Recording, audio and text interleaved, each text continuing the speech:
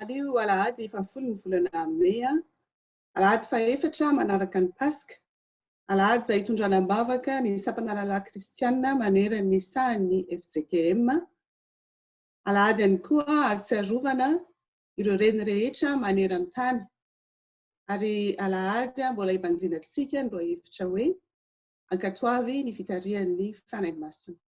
Ny liturjia fahatelo no iarahantsika ao anatin'izao fanompoam-pavahana izao. Amin'ny fanahinareo ry havako ny fahasoavan'i Jesosy Kristy tompontsika. Amen. Idera sy saotra an'Andriamanitra isika, ka ny salamo fahatelopolo andimy voalohany ka hatramin'ny fahadimy no iarahantsika mankalaza an'Andriamanitra. Salamo fahatelopolo andimy voalohany ka hatramin'ny fahadimy, ary sika rehetra miaraka maka izany amin'ny anarana. Anandratra anao nitona hiakatra ianao, ka tsy nataonao fifalian'ny fahavaloko aho. Jehovah Andriamanitra, taraina taminao aho dia nahasitranahy ianao. Jehovah, efa napakatra ny fanahiko avy tany amin'ny fiainatsika ianao, efa nampody ny aiko ianao, mba tsy ho isan'izay midina any an-davaka aho. Mankalaza Jehovah ary olony masina, ka miderany anarany masina, fa indray mpimaso ihany ny fahatezerany, nefa mandritry ny andrianana kosa ny fankasitrahany. Amin'ny hariva dia misy fitomanina tonga ivahiny lokal, fa noho ny maraina kosa dia misy fiompiana. Amen. Ny hira faefatra ambin'ny folo amin'ny firana FFPM no iarahantsika manao.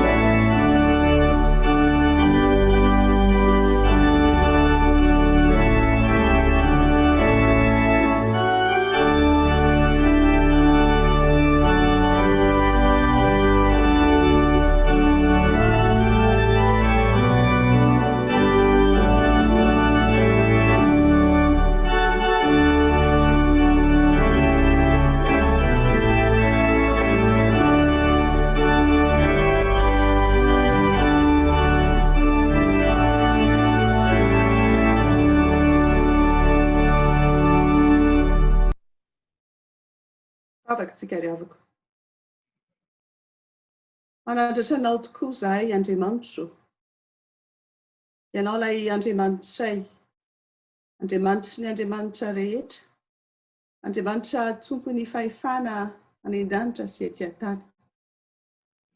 Andriamanitra ao amin'i Jesosy Kristy sy ny fanahy masina, ankalazainay sy omenay voninahitra satria mendrika anao izany. Ndreto izahay miaraka amin'ireo olona tsy omby alinalina, midera sy manome voninahitra anao Andriamanitra no ity andro voalohany amin'ny herinandro ity. Misaotra anao izay Tompo, tamin'izay efa nitantananao anay tsirairay avy. Ka ahafahanay manantona anao ankehitriny, manome voninahitra anao, mankalaza anao, mitsoka anao ilay Andriamanitray. Raisoary ny fisaorana sy ny fankalazana, izay atolotra ianao fa mendrika anao izany. Ary ny fanainao masina izay efa ty anatinay. Mampianatra anay, hitarika anay, hanazava ny fonay. Azahoanay mandray izay rehetra ambaranao aminay. Ny alalan'izao fionana aminao izao. Dia raisoa voninahitra ao Andriamanitra ny fotoana rehetra. Fataonay amin'ny anaran'i Jesosy Kristy tomponay izany. Amen. Tonga sahady amin'ny fotoana ny fankalazana ny tenin'Andriamanitra isika riavako. Koa ny fotoana ho an'ny ankizy sy ny tanora no tanterahana ankehitriny ary dia mangataka ny tompona anjara hiroso hafatra.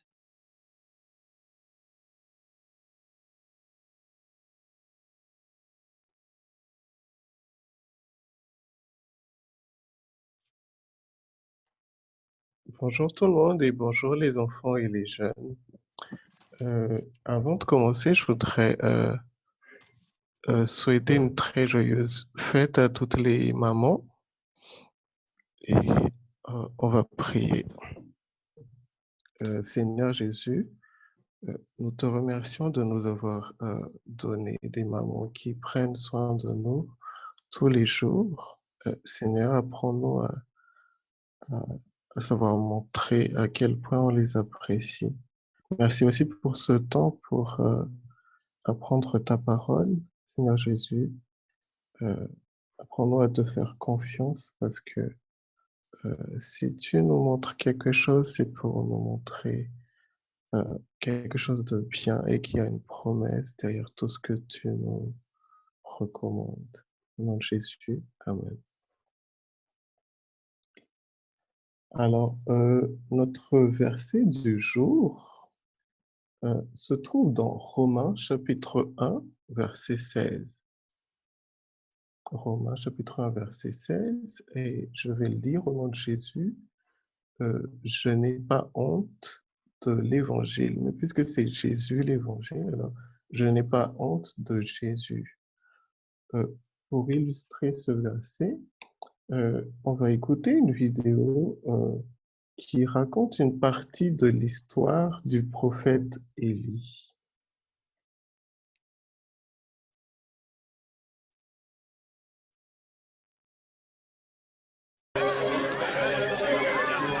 Silence! Grand prêtre de Baal, ami, noble seigneur, Jézabel, reine de tout ce qui est mien.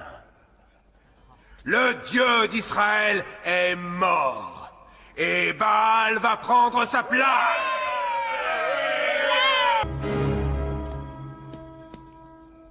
Toi, qui es-tu? Refuse d'adorer Baal, Ahab. Sinon, tant que le Seigneur vivra, il maudira la terre d'Israël. Ainsi, tu es un de ces prophètes. Je croyais m'en être débarrassé définitivement.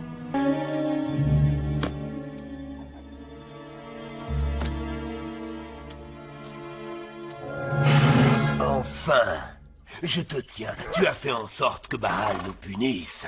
C'est toi qui as appelé la malédiction. Va, rassemble tous les prêtres de Baal et retrouve-nous au mont Carmel. C'est là que nous saurons quel Dieu a le pouvoir d'agir. Un défi, c'est ça. Eh bien, j'accepte. Je comprends maintenant que Baal attendait ce moment afin de prouver son pouvoir. Et quand il l'aura fait, alors je m'occuperai de toi. Je te tuerai à la face de tous les habitants du royaume d'Israël.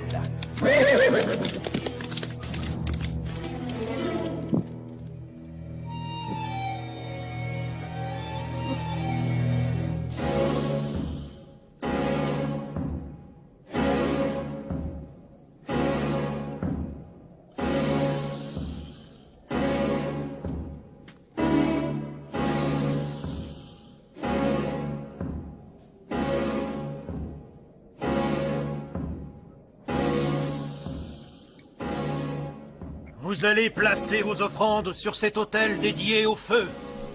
Les prêtres de Baal invoqueront le nom de leur Dieu. Et moi, j'invoquerai le nom de mon Dieu. Que le Dieu qui allumera le feu soit le vrai Dieu.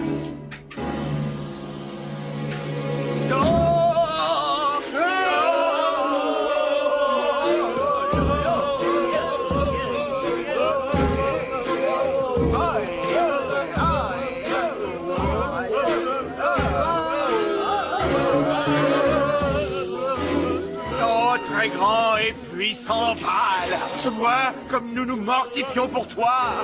Envoie le feu du haut de ton trône et révèle ainsi ta puissance.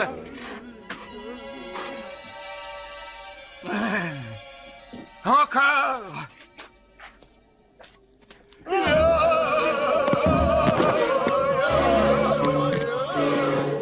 Entends notre prière, Baal. Allez, allez-y, plus fort! Baal est sûrement un dieu. Il ne vous entend pas. Peut-être est-il en train de parler à un autre de vos dieux. Ou peut-être est-il à la chasse. C'est sûrement ça. J'espère pour votre bien qu'il n'est pas parti trop longtemps. Continuez, continuez.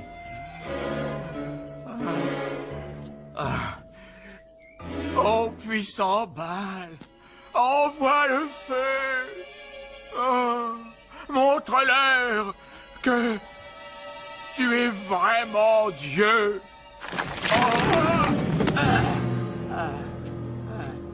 Toi, apporte-moi de l'eau, autant que tu peux.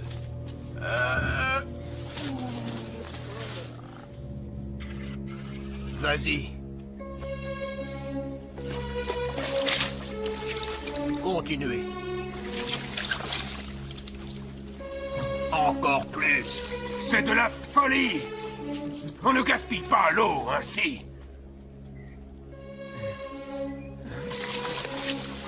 Arrêtez-le. Arrêtez-le. Non, il va à sa perte. Alors c'est le peuple qui le tuera à notre place. Seigneur, Dieu d'Abraham, d'Isaac et d'Israël, montre-leur en ce jour que tu es Dieu, qu'il n'y a qu'un Dieu et qu'aucun autre n'existe.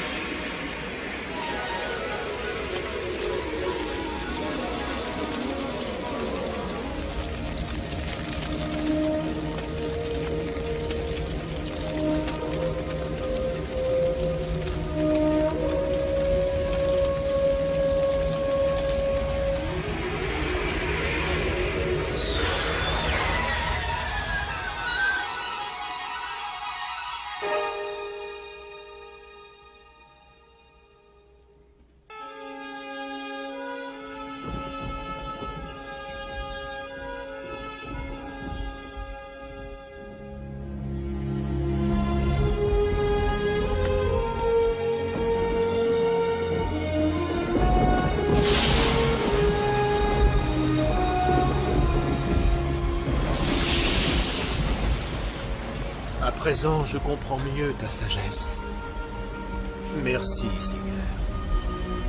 Merci.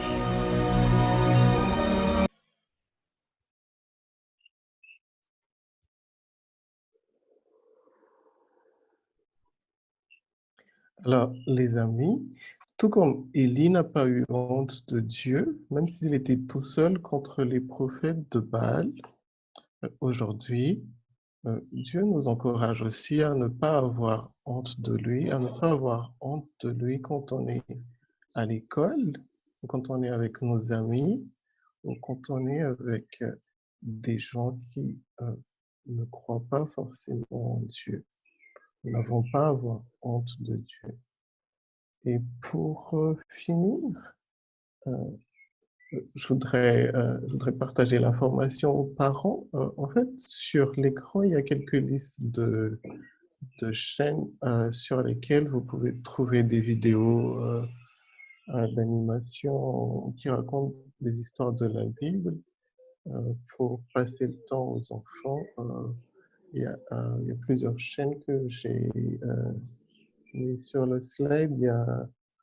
Vous avez juste à taper le nom de la chaîne et puis ajouter Bible dessus. Comme ça, vous pourrez trouver plein d'animations qui racontent les histoires de la Bible. Merci de votre attention et je passe la parole à Valérie.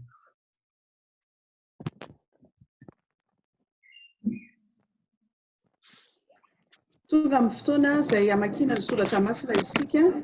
Mialohan'izany dia ny hira fa 7:7 andiny voalohany sy ny faharoa no iarahantsika manao mialohan'ny vavaka sy ny famakiana ny soratra masina.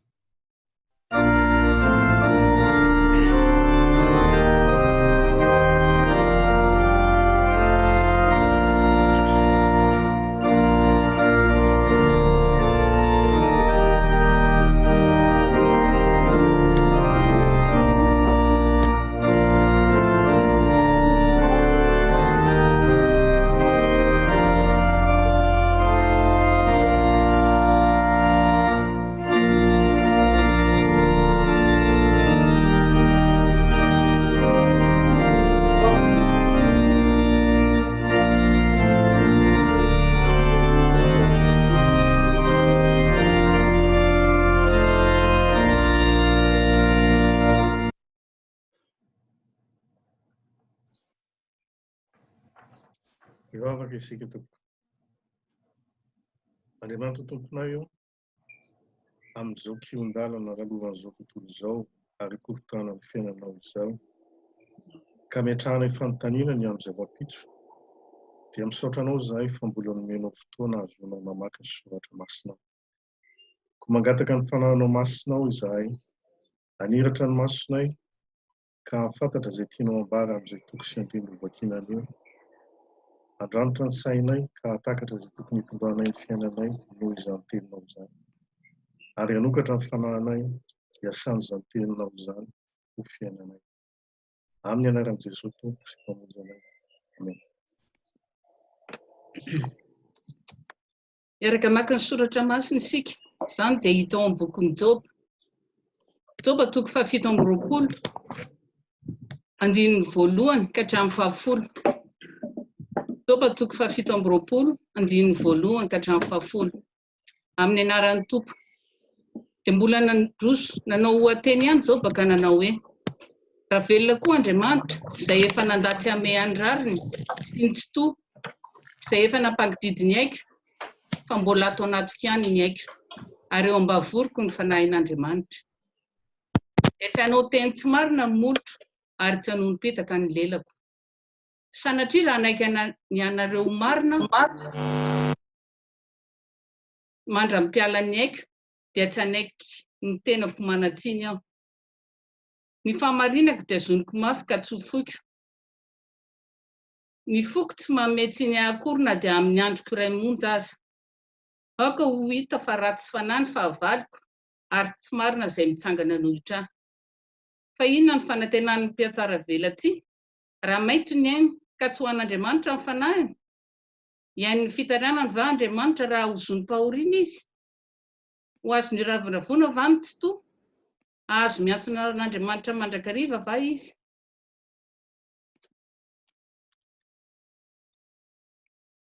Hotoizantsika ny famakiana ny teny soratra masina, izany dia ho hitantsika eo amin'ny filazantsarany Lioka, toko 12, andininy 9 ka hatramin'ny 12. Filazantsarany Lioka, toko 12, andininy 9 ka hatramin'ny 12.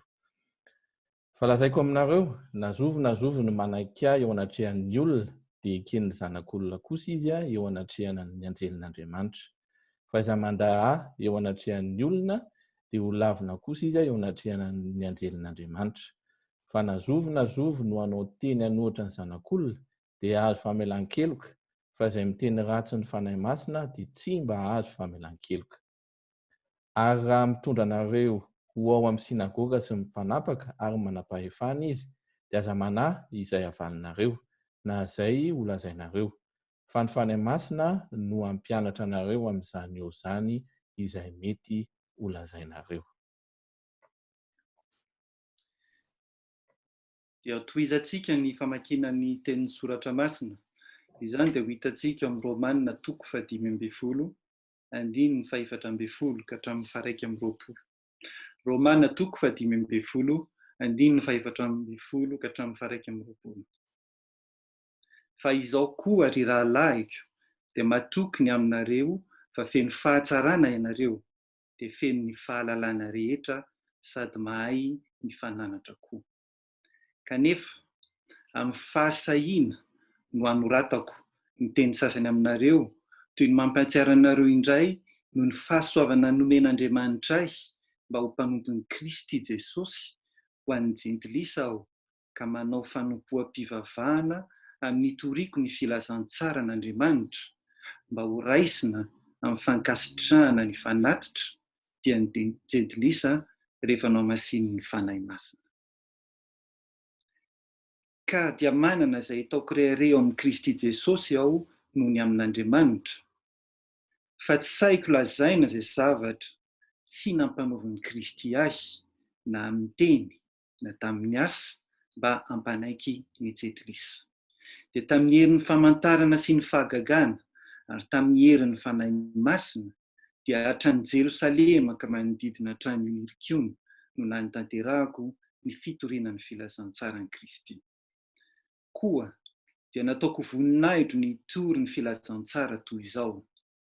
Tsy eo amin'izay efa niantsona ny Kristy anefa, fandrao hanovina eo ambonin'izay efa nahon'ny sasany aho, fa araky ny voasoratra hoe, izay tsy nilazana azy no hahita, ary izay tsy nandre no hahafantatra.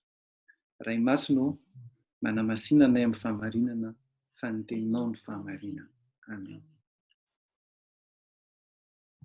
Andre ny tenin'Andriamanitra isika ry havako, izay hotoriana amintsika amin'ity anio ity, ny hira fa 420 sy 400 no tanterahantsika dia hotoriana ny tenin'Andriamanitra.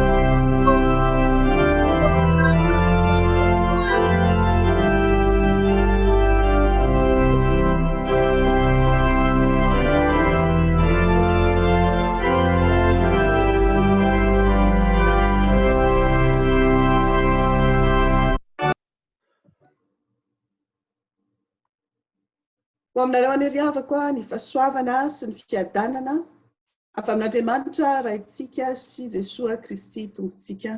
Amen. Ny tenin'Andriamanitra izay akana ny hafatry ny tompo antsika anio dia arak'izay efa voalahatra teo tao anatin'ny perikopa. Saingy izay isotomantsika ny toroteny dia ny Luka 10, ny andininy 9 ka hatramin'ny andininy 12. Anisan'ny tena sarotra amin'ny fitadiavana mpiara-miasa ho an'ny mpampiasa anankiray sy ny fahaizana amampahalalana na ny diploma ananan'ny mpiasa akory, satria amin'ny andro ankehitriny dia betsaka ny olona manana diploma, betsaka ny olona manam-pahaizana. Fa na dia manam-pahaizana raha ny olona anankiray ary feno ny CV-any dia manantitrantitra ary manao resaka amin'ny hatrany ny mpampiasa mba hanombanana na olona azo antoka ilay olona mpiara-miasa. Ijerena hoe olona mahatoky ve ilay olona mpiara-miasa? Ijerena hoe olona azo ametrahana andraikitra ve? Olona azo antenaina ve ilay mpiara-miasa amin'ny tena? Ary zany indrindra no hita eto amin'ity perikopa antsika ity eto amin'ity Luka toko 12:9 ka hatramin'ny 12 ity izay resaka ny fanaovan'i Jesosy sy ny mpianany. I Jesosy ilay miantso ny mpianatra ka manomana azy ireo, manomana ireo mpiara-miasa aminy manafatrafatra, mampitandrina, manome toky ihany koa amin'ny andraikitra izay ampandreketana azy ireo. Manomana ny mpianatra Jesosy eo anoloan'ny mission izay ampanaoviny Jesosy azy. Satria tsy mora ny andraikitra ny amin'ny fitoriana ny filazantsara izay ho tanterahany reto mpianatra indrindra moa fa rehefa tsy ho eo Jesosy. Raha masina, raha an'Andriamanitra no ataon'izy ireo ka tsy ho faly amin'izy ireo izao tontolo izao. Mety ho tonga amin'izy ireo ary ho tonga amin'izy ireo mihitsy ny fitsarana ataon'ireo manana fahefana eto amin'izao tontolo izao ka izany indrindra no hanafatra faran'i Jesosy azy ireo ary ilazany Jesosy azy ny aminao inona no tokony atao ary ahoana ny antrehana ny andraikitra izay apetraky ny tompo eo anatrehan'izy ireo. Zavatra telo lehibe ary azo zaraina telo ity perikopa Luka 12:9-12 izay eo ambany masontsika ity. Ny zavatra voalohany na ny fahamarinana voalohany izay hitantsika eo amin'ny 9:9 ka hatramin'ny 9:9 valo sy ny 9 dia fahamarinana ilazany Jesosy amin'ny hoe inona ny tokony ataon'ny mpianatra dia mazava ny baikon'i Jesosy eto hoe lazaiko aminareo fa nazoviny manahiky ahy eo anatrehan'ny olona dia eken'ny zanak'olona kosa izy eo anatrehan'ny anjelin'Andriamanitra. Fa izay mandahy ahy eo anatrehan'ny olona dia ho laviko kosa izy eo anatrehan'ny anjelin'Andriamanitra. Hoy Jesosy amin'ny mpianatra hoe aza mivadika. Izay ny fahamarinana voalohany ho an'izay mpiara-miasa amin'ny Jesosy, ho an'ny mpianatra Jesosy dia ambaran'i Jesosy mazava eto amin'ny 9:9 reto hoe aza mivadika amin'ny fifanarahana. Toy ny olona nanao kontrata amin'ny tompo ny mpianatra. Ary rehefa manao kontrata amin'ny tompo izy ireo dia rehefa niantso azy Jesosy dia nanaiky hanaraka ny Jesosy. Ary hitantsika amin'ny tantaran'ny mpianatra ny hoe nandao ny zavatra rehetra ny mpianatra ary nanaraka ny Jesosy araka izany. Tahaka ny fifanarahana rehetra moa na ny kontrata izay ataon'ny mpampiasa sy ny mpiasa dia misy izay andrasana amin'ny mpiasa kanefa tsy ny mpiasa ihany ao anatin'ny fifanarahana satria tsy marina ny hoe fifanarahana raha ny mpiasa ihany no manaiky hanaraka ny fepetra fa misy andraikitry ny mpampiasa ihany koa vao afaka mifanaraka ny roa tonga. Noho izany dia tsy mandeha ila ny fifandraisan'ny mpampiasa sy ny mpiasa ary tahak'izany koa ny fifandraisan'ny mpianatra sy Jesosy eto tsy mandeha ila izany. Ka ny hoe ny mpianatra ihany no takiana hoe aza mivadika amin'ny fifanarahana. Fa izay manao fifanarahana voalohany amin'ny mpianatra dia Jesosy. Jesosy mihitsy no manome toky ho an'ny mpianatra. Manaiky fa eo anatrehan'Andriamanitra dia ho ekeny Jesosy ny mpianatra rehefa tonga ny fotoana izay hitsarana azy ireo. Arak'izany na i Jesosy na ny mpianatra dia mifampatsiahy eto amin'ity soratra masina ity ny amin'ny hoe aza mivadika amin'ny fifanarahana. Tao amin'i Jesosy ny mpianatra anambara ilaza ny marina momba ny Jesosy. Olona ho azo itokisana eo anatrehan'izao tontolo izao ny mpianatra. Ary ampitandremin'i Jesosy ny mpianatra hoe tandremo sao milaza ho mpianatry ny tompo kanefa rehefa tonga ny tokoa dia mety hivadika amin'izany. Ny mpianatra dia taomina mba olona tanteraka izay anirahana azy na manahoana mety zavatra ho hatrehany. Olona azo itokisana sy ametrahana fitokisana eo anatrehan'ny mpampiasa ka na ho eo na tsy eo intsony Jesosy dia azo itokisana ireto mpianatra ireto. Raha novakiana tamintsika teo ny tantaran'i Joba dia ahitantsika tsara izany tsy fivadihan'i Joba izany nanolona izay mety ho fanenjehany namany azy, nanolona izay mety ho fikorohany satana azy, dia tsy niala tamin'Andriamanitra intsony. Ary raha ny tantaran'ny mpianatra ny jerevantsika, dia nisy ny mpianatra izay tsy nivadika tokoa tamin'i Jesosy fa nanambara sy nijoro hatrany, fa nisy koa ny mpianatra izay nivadika tamin'ny Tompo. Mahatonga antsika andini-teny izany ary ny mpianatry ny Tompo ankehitriny moa dia tsy iza fa isika rehetra ry havako. Isika izay manaiky fa i Jesosy no Tompo sy mpamonjy antsika. Raha jerena ny fiainantsika na ny fifandraisantsika amin'Andriamanitra, dia betsaka ny fanekena izay ataontsika. Andriamanitra hoy isika teo no manao fanekena voalohany, manao dingana voalohany, fa isika koa mamaly izany faneken'Andriamanitra izany. Ohatra azontsika raisina ny amin'ny fanekena izay atao eo amin'ny batisa, na ny fanekena izay atao mampandray fanasan'ny tompo, na ny mahadekona, mampiandry, mahatompon'andraikitra ny sampana, na ireo tompon'andraikitra ao amin'ny biraon'ny fiangonana. Eny fa na dia mikambana ao amin'ny sampana aza, na tsy dia manao fanekena mivantana, dia manao fanekena kosa amin'Andriamanitra fa hiasa sy hanatanteraka ny asan'Andriamanitra.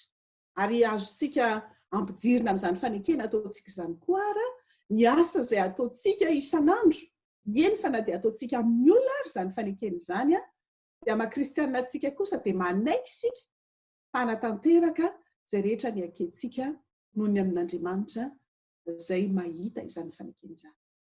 Fanontaniana ry havako dia tsotra hoe olona azo itokisana ve izao sy anao amin'ireny fifanarahana na fanekena izay nataontsika teo anatrehan'Andriamanitra ireny?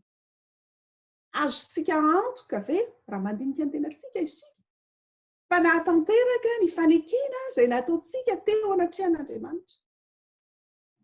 Olona mahatoky amin'ny andraikitra izay napetraka tamintsika ve isika? Ary raha hiverina amin'ireny fanekena ireny isika dia haka anankiray fotsiny amin'ny fanekena isika, araka ny lazaiko teo, ny amin'ny fandraisana ny fanasan'ny tompo, fanekena izay ataontsika dia ny hoe ino ny Jesosy Kristy tompo ary anaiky an' Jesosy ho tompo sy mpamonjy ny fiainantsika. Ho tompo sy mpamonjy ny fiainantsika. Midika ino eo amin'ny fiainantsika izany mahatompo sy mpamonjy an' Jesosy? Tena tomponao ve? Tena tompontsika ve Jesosy? Isika mandinika ny tenantsika isika ry havako, ary miverina ao amin'ilay fifanarahana nataontsika tamin'ny tompo, hoe sao sanatria nivadika tamin'izany fanekena izay nataontsika izany isika. Sao dia fomba mpivavahana ka mamonjy fandokim-pivavahana na fotoam-bavaka samihafa isika, mety mitory filazantsara sy miteny ny anaran'i Jesosy mihitsy ara isika. Kanefa tsy Jesosy no tompontsika, ny fontsika dia tsy mbola anjakan'i Jesosy na tapahan'i Jesosy, fa mbola tapahany fomba mpiainana samihafa izay tsy manambara an'i Jesosy fa fomba mpiainana izao tontolo izao. Dia patsahivon'ny ten'Andriamanitra isika hoe aza mivadika amin'ny fifanarahana, aza mivadika amin'ny fifanarahana fa tsahivo avokoa ireo fanekena izay nataonao tao anatrehan'Andriamanitra ary ankatoavy ny tenin'ny tompo. Tadidiro ry havako fa Andriamanitra tsy mba mivadika amin'izay nekena, fa amin'ny tompo rehefa eny dia eny. Ary ianao, izao sy anao, manahoana ny fanekenao? Dinio ny tenanao? Ary tanterao ny fanomponao arak'izay nanirahan'ny tompo? Anao tsirairay avy. Andesika hiasa ho an'ny tompo, omendrika an'Andriamanitra ilay efa niantso antsika, ary nanao fanekena teo anatrehantsika, ary sika koa nanao fanekena teo anatrehany. Ka tsy sanatria dia ho amintsika ny tenenana hoe raha mandany tompo isika dia ho lavo ny tompo koa eo anatrehan'Andriamanitra. Fa mba isika ilay hoe kenin'ny tompo eo anatrehany anjelina. Io izany ry havako aza mivadika amin'ny fanekena. Fa ny fahamarinana faharoa izay ambaran'ity soratra masina ity dia ilay eo amin'ny andininy 10 vaky toy izao ny anaran'ny tompo hoe fanazovina zovy no anao teny hanohitra ny zanak'olona dia ahazo famelan-keloka. Fa izay miteny ratsy ny fanahy masina dia tsy mba ahazo famelan-keloka. Mifandray tsara ireo andininy 9 sy 10 sy andininy 10 ity. Eto amin'ity tapany faharoa ity amin'ny andininy 10 dia manamafy ny fifanarahana tamin'ny mpianatra Jesosy fa mbola mampitandrina ihany koa. Manamafy Jesosy amin'ny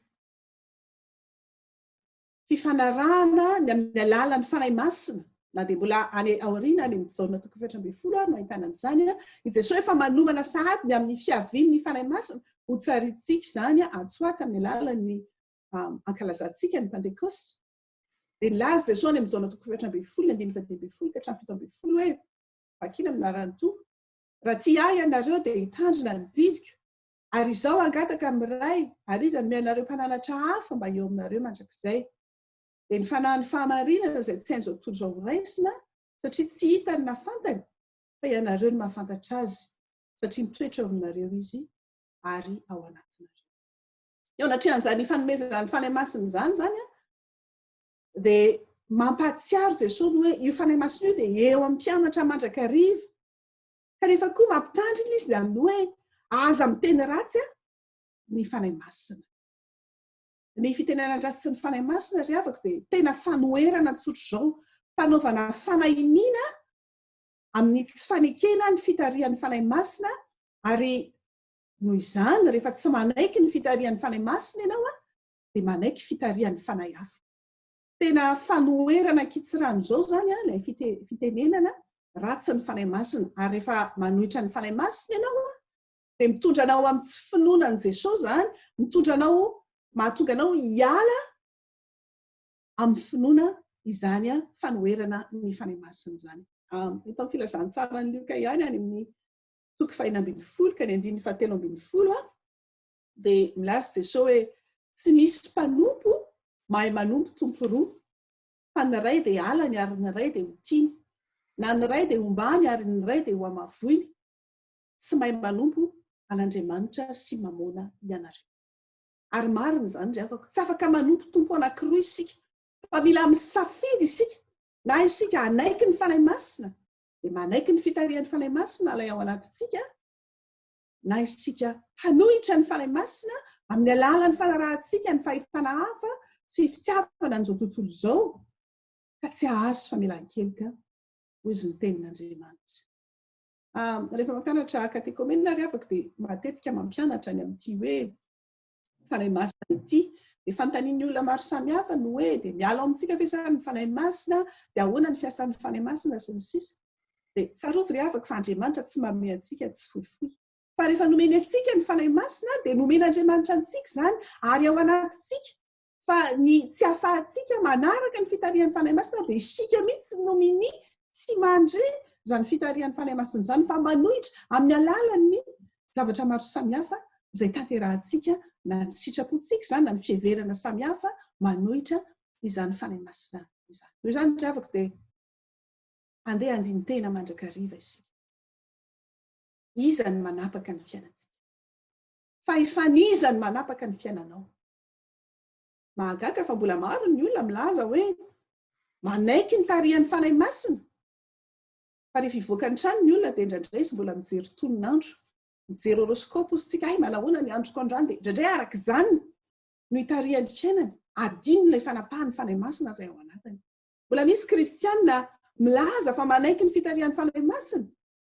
Nefa indraindray mety manaiky Andriamanitra hafa, mety ho Andriamanitra ny tenany, mety ho Andriamanitra ny vola, mety Andriamanitra ny fahefana, mety Andriamanitra ny razana na ny firazanana. Ambarana soratra masina nefa fa tsy afaka mifanaraka ireo fahefana roa ireo fa mifanohitra ary mitendratsy an'Andriamanitra izay manaiky ny fahefan'ny Satana. Milaza mazava ny soratra masina ry havako ary mitaona antsika hanao safidy mazava fa raha Jesosy ny tompo sy mpamonjy antsika dia hoy ny soratra masina eto amin'ity Luka 4:20 any amin'ny 9 ihany hoe mitandrema fa sao ahazo ny masirasira ny fariseo dia ny fiatsaram-belatsia haka ny fanaony ny fariseo. Aoka ry havako tsy tsara velatsia isika. Eo anatrehan'Andriamanitra tandremo. So sanatria eo ambava ny ilazantsika fa mpianatry ny tompo isika. Hanatanteraka ny asan'Andriamanitra sy rehetrarehetra mitondra ny anaran'i Kristy hoe kristianina isika. Kanefa ny ataontsika mifanohitra an'izany. Tandremo ry havako. fa naiza misy anao raha nanaiky an' Jesosy tompo sy mpamonjy anao ianao dia ao anatinao ny fanahy masina ary tsisy zava-miafina eo anatrehan'ny fanahy masina fa hita ny fanahy avokoa izay rehetra tanterahantsika. Tsoko ho antsika izany, hery ho antsika izany amin'izay rehetra aliantsika fa io Andriamanitra izay ivavahantsika io tsy hitany masontsika kanefa dia miaraka amintsika isanandro amin'ny alalany.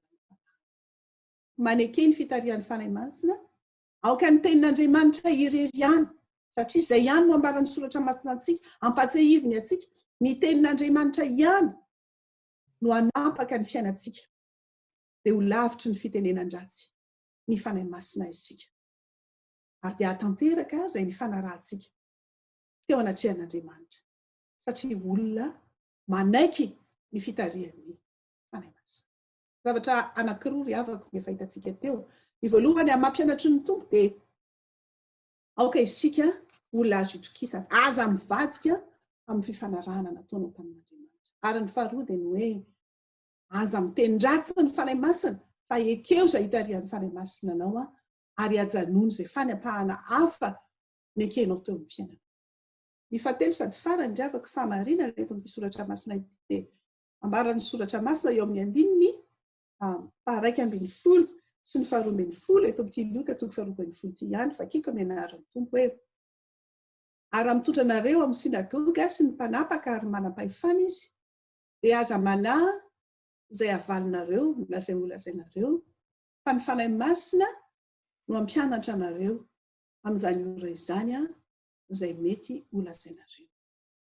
I Jesosy moa efa mahalala ny zavatra ho avy sahady ary ny mpanoratra samihafa dia mampifanaraka an'ity Luka 2:20 sy ny 2:20 ity any amin'ny asan'ny apôstôly any amin'ny ireo fotoana izay nitorindry Petera ny filazantsara ka nanenjehana azy ireo. Nisy fotoana nitsoraham-bato an'izy ireo ary nisy fotoana mihitsy nitondrana azy ireo tany an-tranomaizina. Izay no hanambarana ny entiny hoe aza manohitra ianareo, aza manafa amin'ny fotoana izay isian'izany dia ny fanahy masina no hiady ho anareo, ampianatra anareo ny amin'izay zavatra tokony holazainareo eo anatrehany. Misy dikateny samihafa ihany koa ary ny teny fototra moa ny teny Grika manazava ny fanahy masina mampianatra io dia milaza hoe amin'ny alalan'ny teny, amin'ny alalan'ny zavatra atao ary amin'ny fotoana rehetra. Eo ny eo instantané zany dia azo antsona ny fanahy masina ary manatanteraka ny andraikiny mampampianatra azy ny fanahy masina. Ny anjaran'ny olona zany dia manaiky ny fampianarana, mankatoa ny fampianarana fa tsy mametra-panontaniana sy mbola be fanahiana ary izay no mahatonga ny hoe aza manahy. Mitarika ny mpianatra i Jesosy amin'ny hoe aza manahy satria ny fanahy masina no ampianatra ny zavatra rehetra sy ilaza ny zavatra rehetra tokony ho ambara amin'ny fotoana izay ilana an'izany. Ary izay no toky lehibe ho an'ny mpianatra fa toky lehibe koa ho an'izay manana ny tompo. Fa izany fahatokiana hoe aza manahy izany dia arahana finoana izany. Finoana tsy mihanana, finoana manaiky sy mahatoky ka na dia hiatrika fitsarana aza na dia hiatrika zavatsarotra ary fiampangana ho an'izay fanenjehana samihafa mety hiatra amin'ny fiangonana dia ambaran'ny soratra masina hoe aza manahy. Ny fanahiana mantsy ry havako dia endrika tsy finoana satria midika avy hatrany izany fa tsy mahatoky ny teny fampanantenana izay omen'Andriamanitra isika rehefa manahy manoloana ny tenin'Andriamanitra. Ary ny mpianatra izay nifanerasera tamin'ny tompo dia nomena toky ny amin'ny fanatrehan'ny fanahy masina amin'ny zavatsarotra izay hoatrehan'izy ireo. Ny fanahy masina no ame fahazavan-tsaina na discernement ozy isika mba hatakarana ireo ny hevitry ny soratra masina sy hatakarana ireo izay sitrapon'Andriamanitra hitarihan'ny fanahy azy. Mila manana an'izany discernement izany isika ry havako satria ny Satana koa dia misisika mandrakariva ahatonga ny fahefan'ny Satana hanjaka eo amin'ny fiainantsika. Ary izany ange ny vavaka ataontsika rehefa manao ny vavaka nampianarin'ny tompo isika manao hoe aza mitondra anay amin'ny fakam-panahy fa manafana amin'ny ratsy, angatahantsika amin'ny fanahy masina mba hiaro antsika amin'ireo hevi-petsin'ny Satana ka hananantsika fahazavantsaina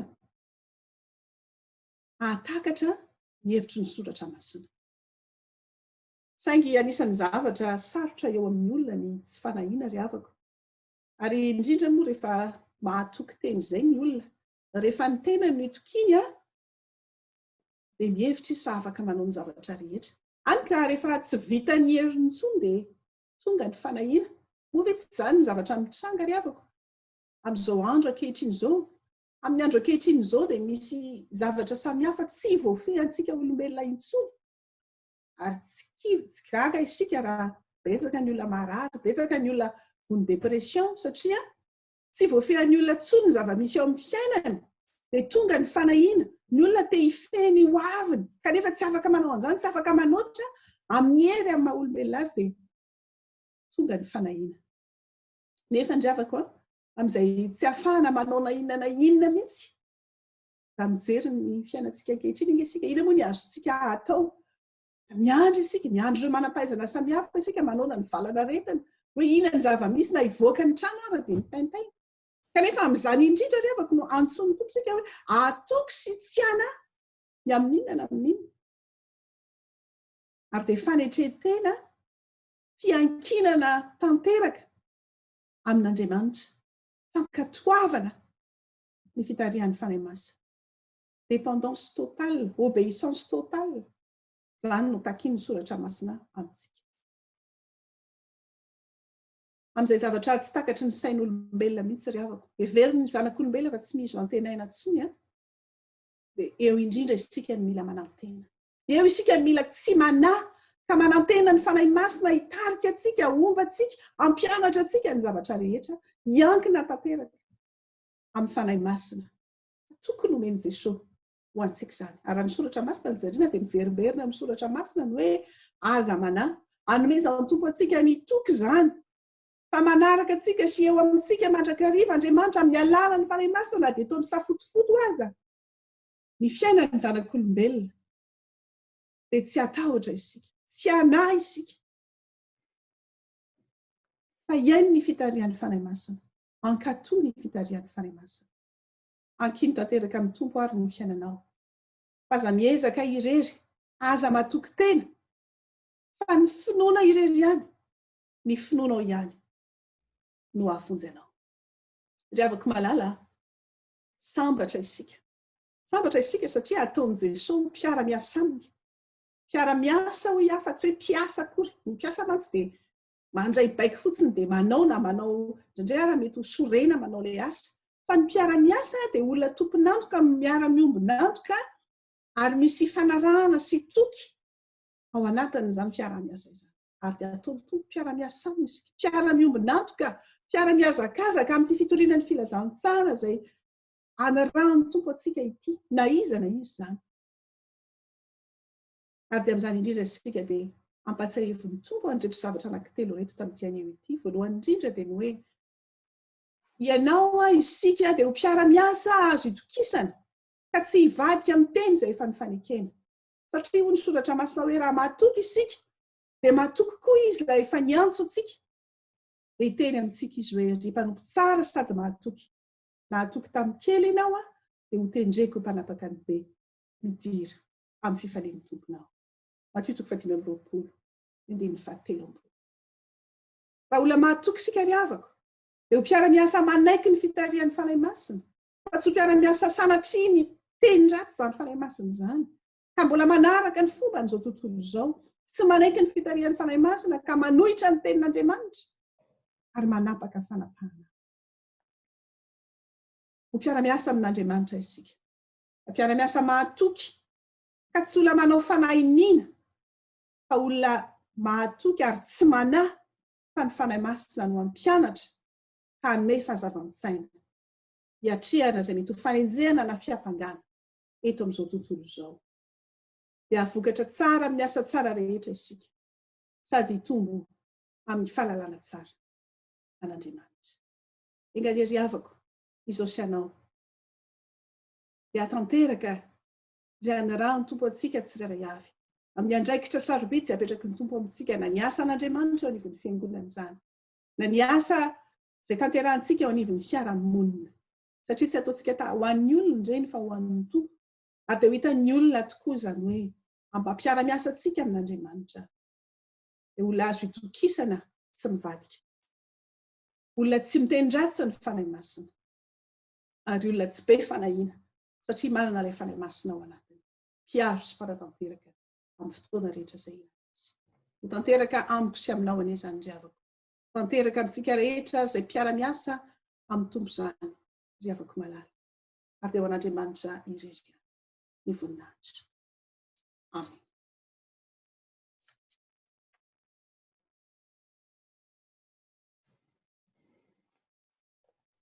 Manoloana ny tenin'Andriamanitra ry havako. Samy tsy nahatanteraka ny sitrapon'Andriamanitra isika. Mandeha isika hivavaka, hangataka eo anatrehan'ny tompo, hifona eo anatrehan'Andriamanitra.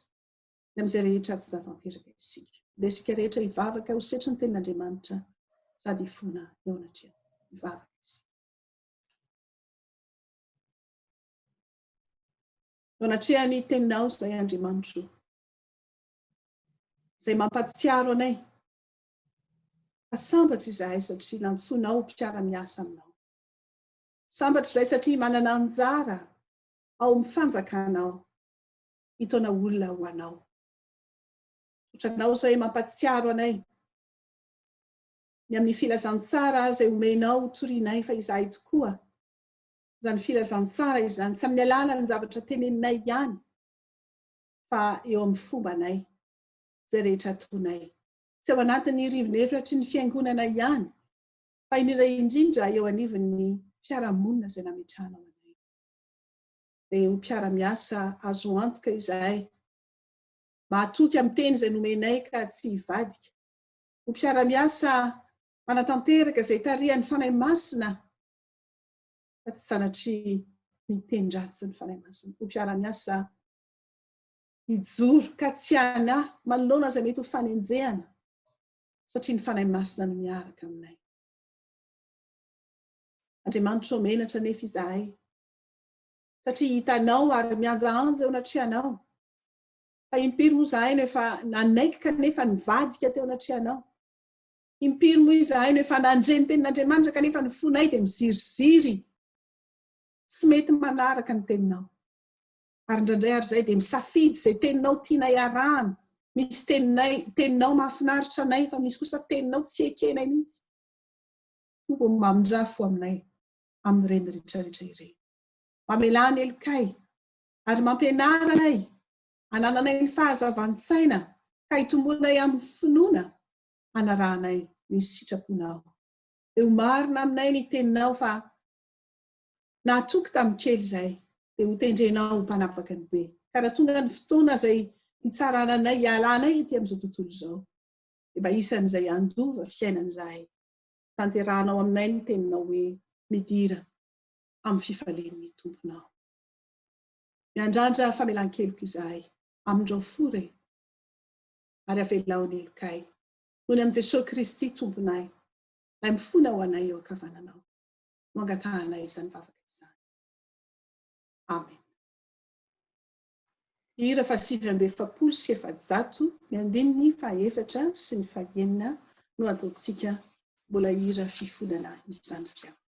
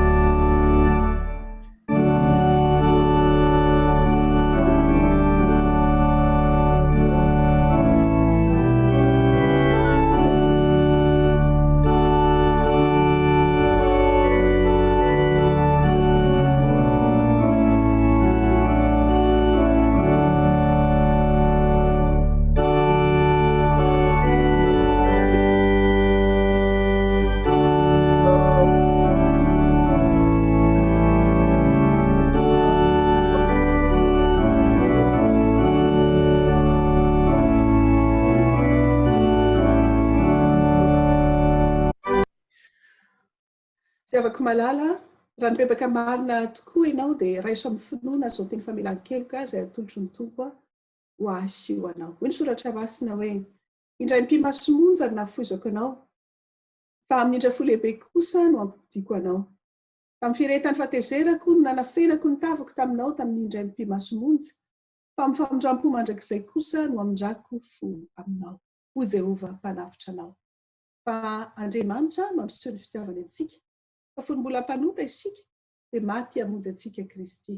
Koa voavelany elokareo noho ny anarany masina miderany tompo. Aleluia. Amen. Sambatra ny olona izay voavelany elo sy voasarona ny fahotany. Sambatra ny olona izay Jehova eloka ary tsy misy fitaka ny fanahy. Amen. Hira 770 andiny voalohany sy ny fahatelo ataontsika ho fisoran'Andriamanitra noho ny famelana.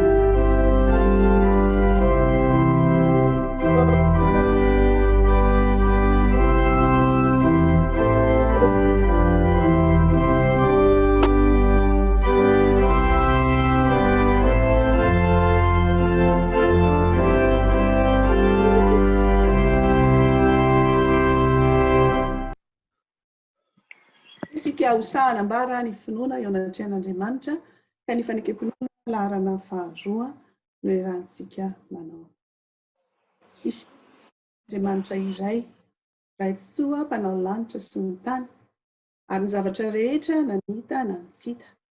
Ary mino any Jesosy tompo iray nalatokan'Andriamanitra, na iray ny talohan'izao rehetra izao, ny mazava avy amin'ny mazava, Andriamanitra tokoa avy amin'Andriamanitra, nateraka fa tsy natao, miray amin'ny zavatra rehetra.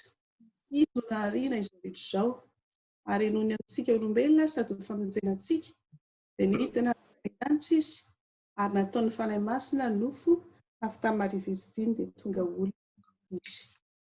Nombonina atao amin'ny fijaliana ho fanavotana antsika, tamin'ny anapahany Ponto Pilato izy, maty izy ka nalevina, nitsangana tamin'ny maty amin'ny andro fahatelo arak'izay voasoratra izy. Niakatra ao an-danitra izy ary mipetraka eo an-tanana ankavanana iray. Avy any ny efiany indray amin'ny voninahitra, ny tsara ny velona sy ny maty ary mandrakizay ny fanjakana. Amen. Isika amin'ny fanahy masina tompo sady mpanome aina, izay avy amin'ny ray sy ny zanaka hitsaona sy ankalazana miaraka amin'ny ray sy ny zanaka. Izy dia niteny tamin'ny vava amin'ny mpaminany, isika amin'ny fiangonana iray miorina amin'ny fanambaran'ny apôstôly ary manerana izao tontolo izao. Isika manaiky ny batisa iray ho famelan-keloka sady manantena ny fitsanganan'ny maty ary ny fiainana mandrakizay. Amen.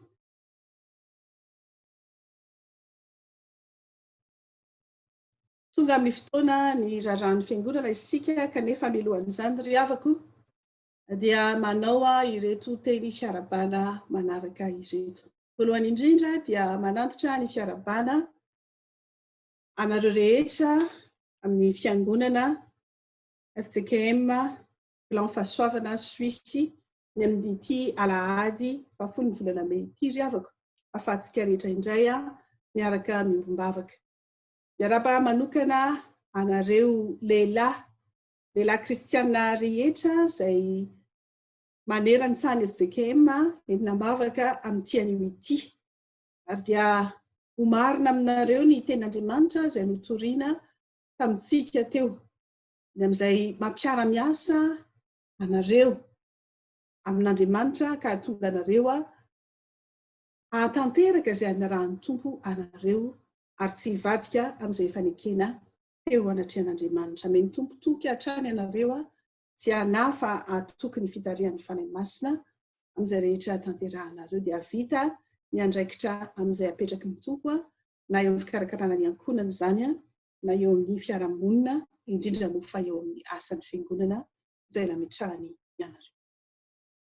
Fa fiarabana fahatelo ry havako dia mitodika manokana ho antsika vehivavy rehetra aty amin'ny faritry ny Amerika Avaratra sy aty Eropa, sasany dia raha ohatra ny Madagasikara mbola afaka tapabolana sy amin'ny toerana sasany dia natao ankalazana ny fetin'ireny ity alahady ity. Anisan'izay mankalaza izany koa isika kristiana fa tsy sanatria haingitraingitra izany satria fotoana izay ahatsiarovantsika tokoa ny mahazava-dehibe ilay kitapon'ny finosana dia ny reny izany na ny vehivavy. Raha jerena ny soratra masina dia ny vehivavy ilay mitondra an'i Jesosy Kristy ao ankilony, Maria izany, ary vehivavy ihany koa no teo voalohany raha nitsangana tamin'ny maty i Jesosy. Mampatsiaro antsika ny andraikitra sarobidy izay apetraky ny tompo antsika. Izany koa dia miarahaba anareo reny rehetra, ny vehivavy rehetra anatin'ny fiangonana ary manerana an'izao tontolo izao mihitsy azy. Ho anareo lehilahy kristiana sy ho antsika reny rehetra dia afatra iray ihany ry havako mifampiarabana omenantsika amin'ny anio ity dia ny Kolosianina toko voalohany ny 9:7 ka hatramin'ny 11:10. Izao no vaky ny teny amin'ny anaran'ny tompo mba ho felona ny fahalalana tsara ny sitrapony ianareo amin'ny fahendrena sy ny fahazavan-tsaina rehetra avy amin'ny fanahy ka andehananareo mendrika ny tompo hanaovana ny sitrapony amin'ny zavatra rehetra dia vokatra amin'ny asa tsara rehetra sady hitombo amin'ny fahalalana tsara n'Andriamanitra ary ampahatanjahina amin'ny hery rehetra araka ny herin'ny voninahiny ho amin'ny faharetana rehetra sy ny fandeferana amin'ny hafaliana. Ho tanteraka aminareo izany tenin'Andriamanitra izany. Atambatra mivavaka ho anareo ry havako any mivavaka fangatahana na ho an'ny sampana lehilahy kristiana izany na ho asika vehivavy rehetra. Samy mahery ry havako amin'ny asa rehetra izay apetraky ny tompo antsika. Ho an'Andriamanitra ny voninahitra. Amen. Dia soa amin'ny raharahan'ny fiangonana isika.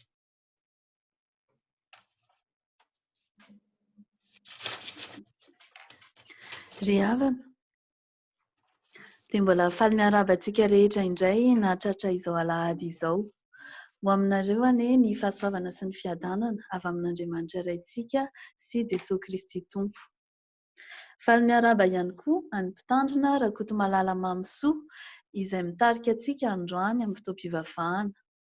Tsy ho foana tsy akory ny asa fikelezanao ainao amin'ny tompo ka Andriamanitra manan-kare-pahasoavana hitahy anao sy ny asa fitoriana izay tanterahanao voninahitry ny anarany.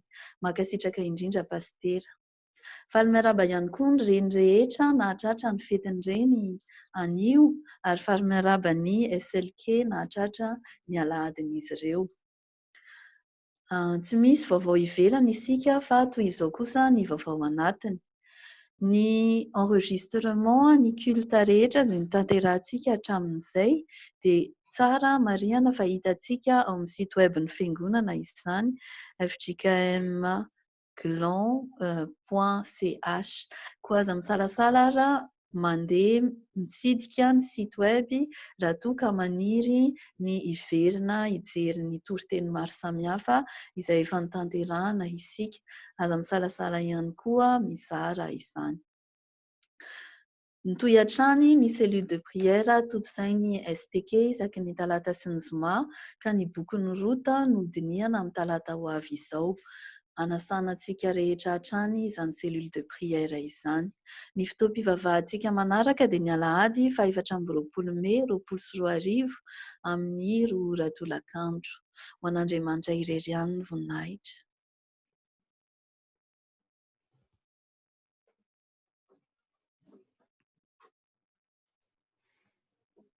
Tonga amin'ny fotoana izay hanaovana vavaka fangatahana isika ry havako Milohan'ny hamaranana ny fotoana vavaka isika.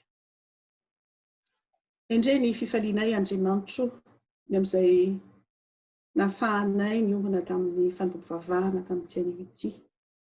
Indrindra ny fahatsiarovanay ny fanatrehany fanahy masina, nameno anay, nitarika anay, nampianatra anay, mampatsiaro anay, mampitandrina anay ihany koa. Ny amin'izay fomba hiatrehanay ny asanao. Sotranao izay Andriamanitro, manao fisaorana anao hatrany izay ny amin'izay antsonao anay, mampiara-miasa anao anay. Sotranao tompony amin'ny toky rehetra, fa miaraka aminay isanandro ny fanahy masina. Ka tsy atahotra izahay ary tsy hanahy manoloana izay mety ho zavatsarotra lalovanay. Ary dia tsaronay indrindra izany ankehitriny amin'ny fotoana izay mampitebiteby an'ity izao tontolo izao ity. Manoloana ny valaretina samihafa izay misy eto amin'ity izao tontolo izao ity. Manoloana koa ny hasarotan'ny fiainana izay ateraka izany. Manoloana izay mety ho tebiteby fahaverezan'asa mihitsy aza ho an'ny sasany. Eo indrindra izay Andriamanitro no miantoraka aminao. Mahatsiaro ny toky rehetra izay omenao anay. Ampatsiaro anay izany Tompo raha sendra manadino izahay. Fa ianao dia momba anay mandrakariva. Ambara-pahatonga ny fataterany izao tontolo izao. Ampianaro izahay ary vonina hiankina sy hanankina ny fiainanay tanteraka aminao. Ka izay rehetra mbola hiendrika sampy eo amin'ny fiainanay, rehetra mbola manalavitra anay aminao. Dia mangataka izay fanoran-tsaina avy amin'ny fanahy masina mba hahafahanay manohitra an'ireny. Ka ny fanahy masina no hampiaika anay sy hananatra anay mba hahafahanay miala amin'izay rehetra mety tsy araka ny sitraponao.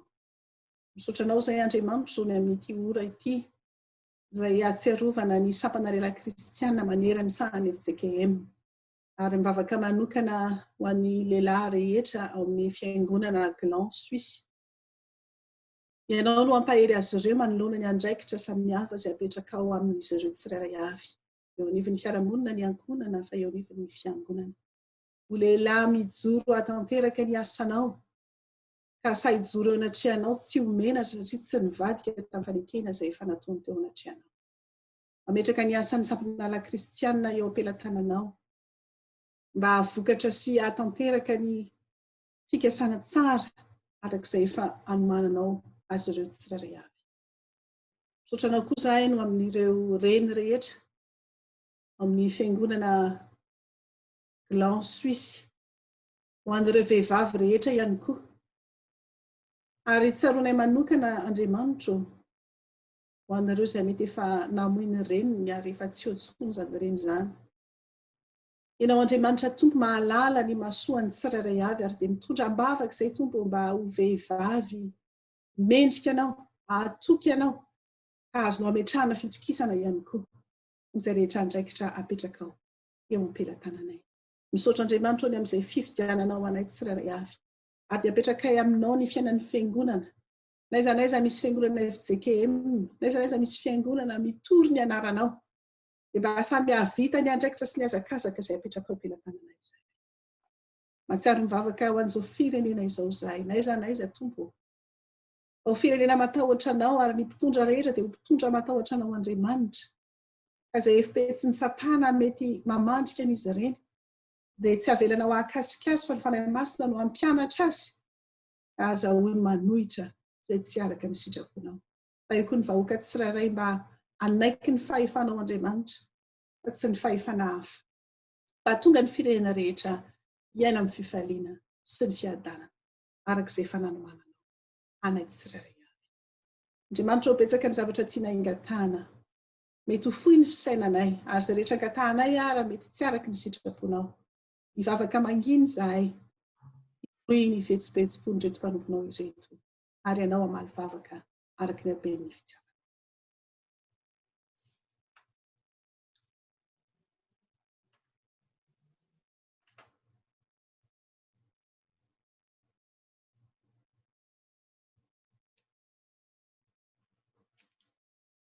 Misaotra Andriamanitro ny amin'ny vavaka izay afaka ataonay, ary farananay izao vavaka izao, amin'izay nampianarin' Jesosy anay manao hoe: Ranay io o masinany eny anaranao.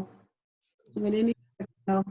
Ataony eny sitraponao, ety an-tany ho tahaka ny eny an-danitra. Inandro izy ary mamelany elokay, tahaka namananay izay meloka taminay. Iza mitondra anay amin'ny fankatana, manafana amin'ny ratsy. Anao ny fanjakana sy ny hery, ary ny voninahitra mandrakizay. Amen. Amarana ny fotoana isika riavaka koa, ka ny hira fa 2:700, andiny voalohany sy ny faharoa melohan'ny tsodrano, ary ny andiny ny fahatelo ao aorianan'ny tsodrano.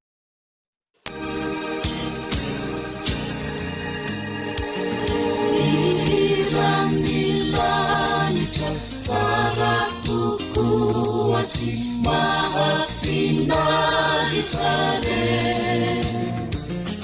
elozany feony olona maro zao, toalitokoa mihira hoe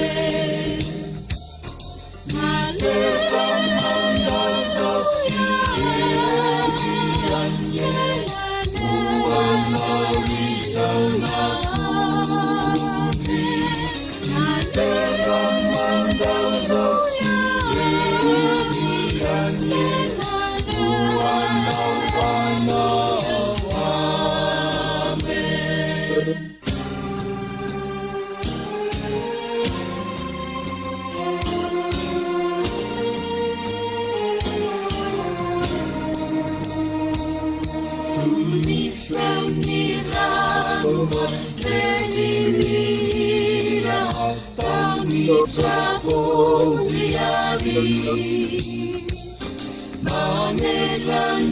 Lanitra ni fiderani fa fitani adini mafitati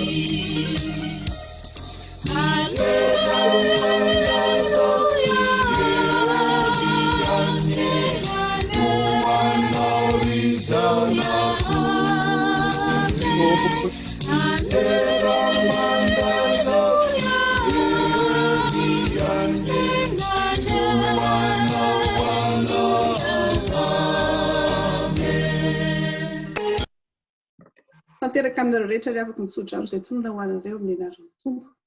Ary Andriamanitra ny fiadanana hamasina anareo samy tanteraka. Dia arovana avokoa ny fanahanareo sy ny anareo ary ny tenanareo. Ho tanteraka tsy anatsiny amin'ny fiavian'i Jesosy Kristy Tompontsika. Mahatoky ilay efa nianto anareo. Dia izany ho anefa izany. Amen.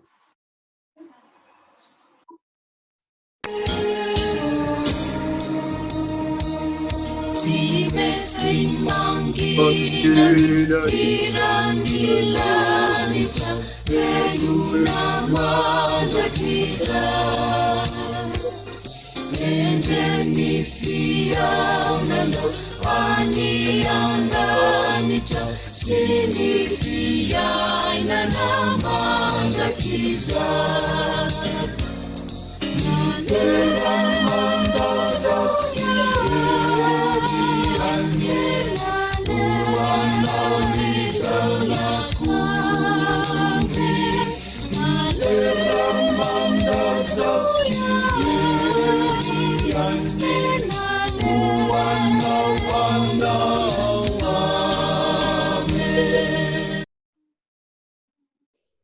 Andriamanitra ireany voninahitra amin'ny anarany Ray sy ny Zanaka ary ny Fanahy Masina. Amen.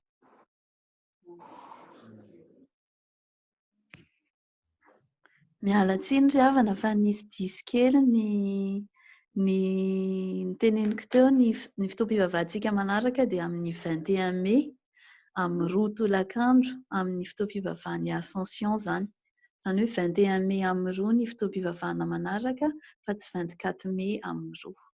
Dia ho alefa amintsika ihany ny lien ahafahana mise connecter amin'ny Zoom amin'ny fotoana io. Sotra tompoko.